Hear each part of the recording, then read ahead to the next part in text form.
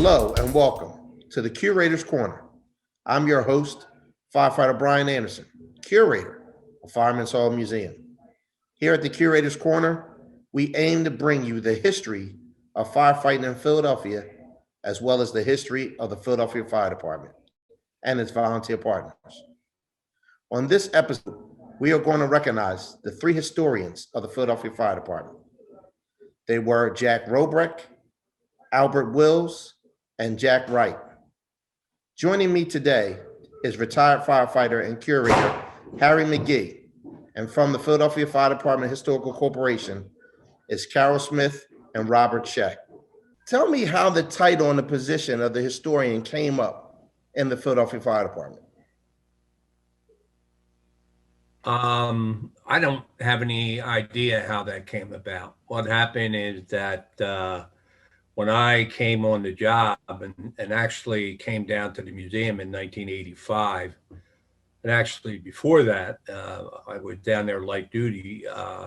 Jack Robrecht was the fire department historian. And that was something that was someone who was selected by the fire department. So who actually appointed this position? I suspect it was Chief Engineer William Cowden, who in those days would have been the commissioner of the department.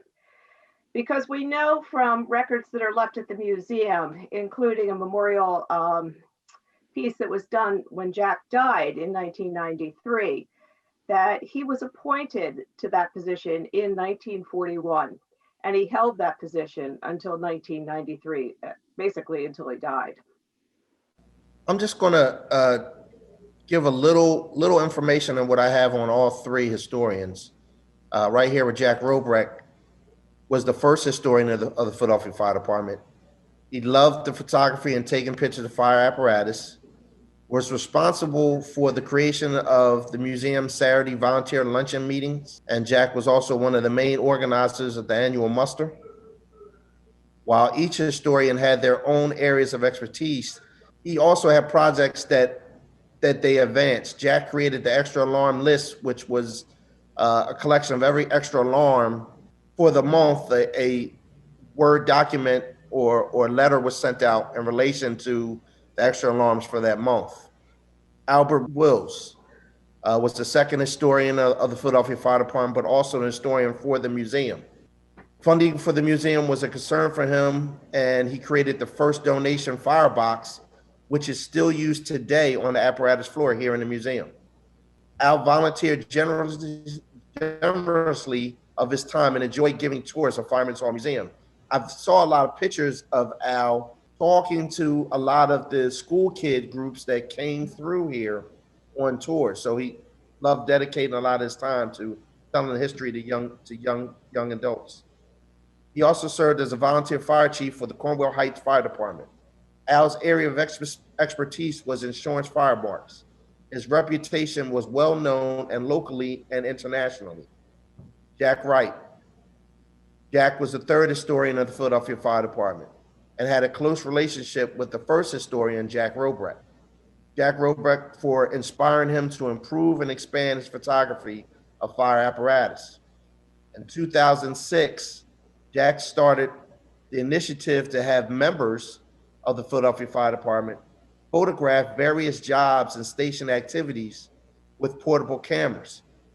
Jack knew the importance of social media and was instrumental in expanding the museum's social media presence. He stated the museum's Facebook page and wrote detailed historical descriptions of engine companies, apparatus, and significant fires. The Facebook page has over 2,400 members. Much of the content on that page has been used to expand our presence on our social media channels, notably Instagram and Twitter.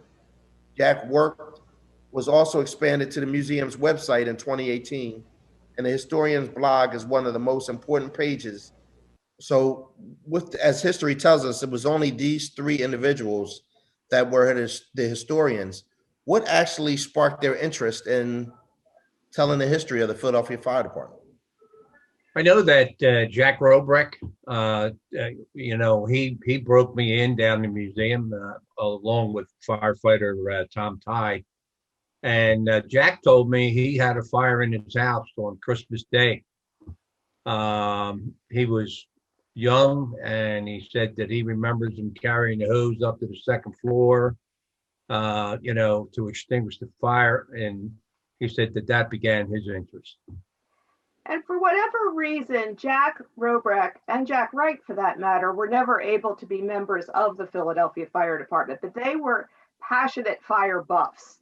And they, the alarm would go off and they would be there on the sidelines, taking a look at it, snapping their photographs, remembering the details. Al Wills, on the other hand, was a volunteer firefighter in his company, Cornwell's Heights. He was an assistant chief and for many, many years worked with that department. I just discovered recently in Hike Out that Jack Robrek was a member of the Fire Reserve. There's actually a picture in the Hike Out book where he's removing a member of the department that was injured during that particular fire they were on. Wow. So could any of you answer this question? So the historian's responsibility is to tell the history of the department, and usually a lot of those historians, those three historians, the department has referenced them in some type of development, whether it was purchasing of apparatus or certain specs or certain operations. So when the historians have questions about the history that they're writing, who did they refer to? Well, we had a volunteer years ago by the name of Joe Farley. That man collected newspaper clippings of the goings on of the events in the city of Philadelphia by the fire department. He took photographs of all the engine stations back in the 1940s. They probably went to him. He would definitely be a source of history. I think they also drew on the firefighting collections that existed at the time and the historians who were in the past, whether it was George Gillingham from the 1920s and 30s, or the collections at INA that are now at the Smithsonian, or the Green Tree, or the Contribution Ship as well. Wow. I would also say that these guys usually hang in a group, and within the group, they trade back and forth information. Marty and Jack Wright are a good example of that. And there's just other people. Jack knew both Jacks and Al as well, knew people all over the country because of their expertise. These individuals were very important in the museum's mission itself, which was to educate the public on fire prevention practices, as well as telling the history of the department. What could you say about these three individuals in doing that and performing those roles and duties to assist the museum in accomplishing those missions? Well, Al Wells, like Carol said, was a fireman. So, Al would take around people and give them tours and talk about different things within the museum. And, inevitably fire questions would come up about, well, what do you do? What do you do when the alarm goes off? Or what do you do? And you stop, drop, and roll, those kinds of things. Jack Wright was within the fire department all over the city. He visited different stations all the time. So he had his circuit, and I know that they drew their information from different sources inside the department as well, because like Jack wrote for Fire Apparatus Journal. And so all the way back to Commissioner McCreary, Jack would talk to Commissioner McCreary, and they would talk about information and apparatus and things like that, so that Jack would be able to feed information into the FAJ people, and it was the right information. It wasn't guessing information. It came right from the top. But they were also really essential in preserving that firefighting history story. And each of them had their own sub areas of specialty. Jack Robrek was passionate about apparatus of the 18th century, 19th century, or the 20th century. He was the person you would go to if you wanted to know how colonial Philadelphians fought fire, who made those fire engines. But he also, I remember dragging me and Harry Walsh up to Allentown to judge contemporary fire engines. So that was his area of expertise. And it was chronicled in the book that he wrote that INA published of fire apparatus. Al Wills, on the other hand, early on developed an interest in fire marks, and he became internationally known as an expert on American fire marks. He sort of laughingly said, and Bob, you'll remember this, that he never went anywhere without a magnet and a tape measure in his pocket so that he could always document the new discoveries he might find. And Jack Wright, of course, shared that passion for apparatus that Jack Robrecht had and brought us up into the present with his book that it was just published 2 years ago, From Horse-Drawn to Motorized Apparatus. Well, so you would say the partnership with the curator and the historian was very important, and also led to a lot of development of how the museum operates as a whole itself, with continued research of not only telling the history, but doing research of specialized individuals that may be requested through family. That's just very interesting. Wow, amazing of how they network together and how important they are. Another thing the museum does is to collect current information and store it and record it and keep records of it as to where this material is. Organizing information about the departments currently is absolutely critical for future historians. We're basically, I'd say, Bob, building on what Jack Robrecht, Al Wills, and Jack Wright left us.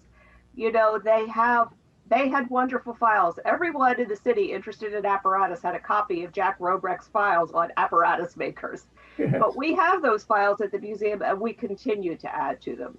Bob has started to collect other lists of important events, important people within the Philadelphia Fire Department. Lee Ryan has created files on all the volunteer companies. And Will Grow has digitized a number of materials so that research that you talk about is much more easily done, whether at the museum or even remotely. Jack Wright and Jack Robrecht, you know, Jack Wright met Jack Robrecht early on. And I think that what happened is that they became close friends.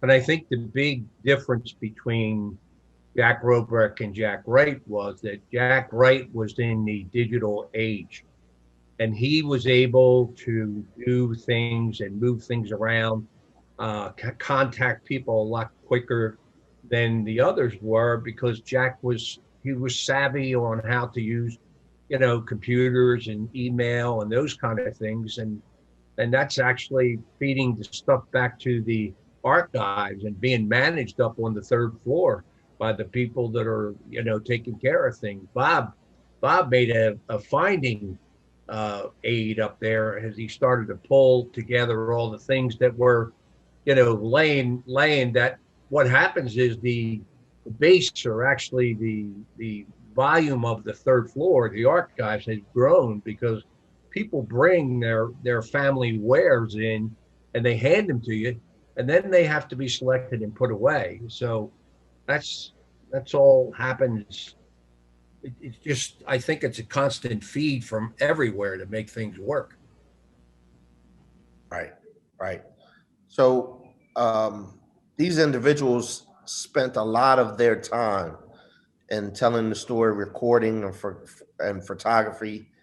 How were they honored or recognized by the department?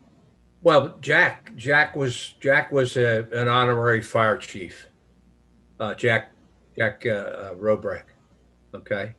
Al Wills, when Jack Robrecht passed, Al Wills, they came as a team, Jack Robrecht and Al Wills. And I believe that, I interacted with the board, and, Al, with all his knowledge and everything else, to me was a logical successor to Jack. And I said something to the board, and what happened is I approached the commissioner. I believe it was Commissioner Elshafer, or I'm sorry, Commissioner Hairston. And what happened is he took Al up into the front office in headquarters and presented him with the badge and took some pictures. And he became the next historian. And I did the same thing with Jack Wright. And that's the way it happened. I mean, the volume of things that these guys have done for the history of the city of Philadelphia and the United States and outside, books of information and things are all over that these guys had their hands on. So that's that's that's what I remember. And all of the historians were published authors, and their words still live on today. Could we talk a little bit about the books that they all published? Well, Al Wills wrote a wonderful little volume that INA published on fire marks, fakes, forgeries, and reproductions. And it remains one of the guides that's used heavily by fire mark collectors around the country to determine if that fire mark they're looking at in an antique store is real or if it was a 1970s knockoff.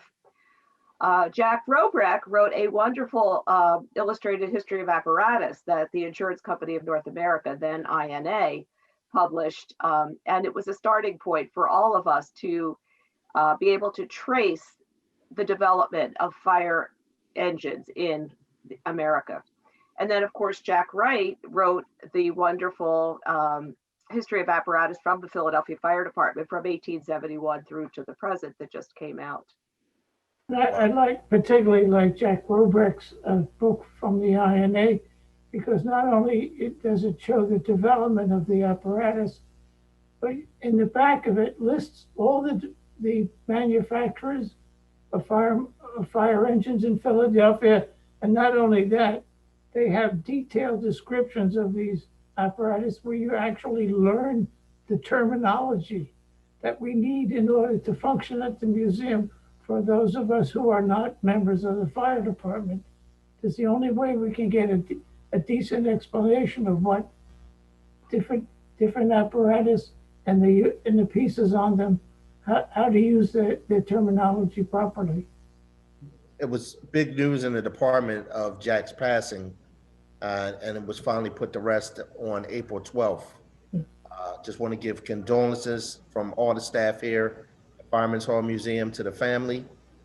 And I guess it's no surprise to any of us here, the amount of respect and love in the department for Jack Wright showed upon on his burial day, with the outpour of members in the department, in the fields, the companies coming by paying their respects, and just the outpour of love the department has gave Jack, going to his final home. So I'd like to thank you all for joining me, for reliving the history of the historians and how important their mission was, not only to this department, but to the mission here at Fireman's Hall Museum. As we celebrate our 150th years of service, there are many projects taking place at the museum throughout this year. One of these projects is expanding the Line of Duty Death Memorial Wall. Joining me to talk more about this project is Carol Smith from the Philadelphia Fire Department Historical Corporation, and Jared Florshak, a Law Society student at Jefferson University. Thanks, Brian. Well, we're absolutely delighted when Jared Florshak came to us with the request to focus his public advocacy Keystone project on something that would honor those who gave their lives in performing firefighting rescues or in the line of duty at the museum. And we talked with Jared about the possibility of taking all of the paper files that we had upstairs on these wonderful men and women and converting them into something that might be visible on our website, but also as a touch exhibit at the museum. And I think in that connection, I'd like to introduce Jared, who could talk a little more about this project. Absolutely. Thank you, Carol and Brian. So as Carol had mentioned, I'm a student in law and society at Thomas Jefferson University in the East Falls section of the city. All law and society students have to take a senior capstone class in public policy advocacy. The class is untraditional in the sense that it has one motto. You've been taught to advocate throughout your undergraduate career. Now go into the real world and do it. So what better way to advocate for something? What better topic to advocate for than those who made the ultimate sacrifice in the service of citizens of Philadelphia? I can say I'm a volunteer firefighter myself. My dad is a career firefighter inside the city of Scranton. And this is something that's always been near and dear to me and close to my heart. We have a passion for the fire service and for everything around it, including honoring those who made the ultimate sacrifice in the line of duty. So what better project to pick than advocating for fallen firefighters? So my project is twofold. As Carol mentioned, the first part is digitizing the typewritten physical files from the museum and getting them onto a USB drive. When I say digitizing, I don't mean scanning them into PDF. I mean actually going through and retyping each of these files into a Word document. And the reason we did it that way was so that this information can be expanded upon as time goes on. So rather than scan that PDF in and then have to redo it when new information becomes available, at least we have a document, a working document to run on. Researchers at the museum are volunteer, so unfortunately, the process sometimes takes time, but anyone from the public can request information on any particular fallen firefighter, and then that additional research will then be done. So the reason we're doing this and typing these out is so that, number one, they could be updated into a database and placed on the website and in front of the wall, which we'll get into in a second. But number two, so that information could be expanded upon as time goes on. So I mentioned the project is twofold. The research and digitizing is the first part, and the second part is the fundraising aspect.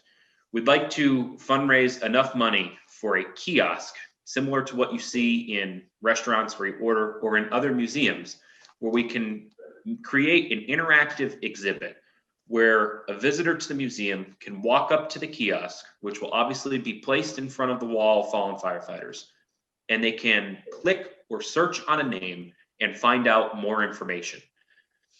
More information could include a picture, an article of what happened, a news article, the story of the person's career, and the story of what happened internally. I mentioned digitizing files.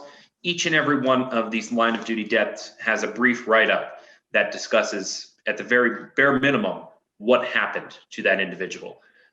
So we're typing those up, getting those prepared to be entered into a database, and also keeping record and documenting all of the other information that we have available so that we could then input it into a database on the website and fundraise enough money for a kiosk that can go in front of the wall of fallen firefighters and, in essence, project this or play this database so that visitors to the museum can access this information. To donate to this project, click the link below for more information. I would like to thank all the officers and members of this great department for joining me today. Stay connected with us on all our social media platforms, and also check out our Freedom from Fire, hosted by Lieutenant Lisa DeSamore from Fire Prevention Division. Remember, fire is everyone's fight.